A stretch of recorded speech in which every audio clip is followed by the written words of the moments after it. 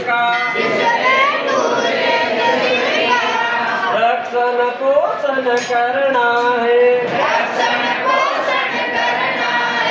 हे परमेश्वर एक प्रार्थना मिटे तुम्हारे चरणों में लग जाए तन मन धन मेरा संतोषी माँ के चरणों में ओम सनावतो सनो भुनक्तो सवीर्य करवावा है तेजस्विनाधित्मस्तु माँ विद्विषावे ओम शांति शांति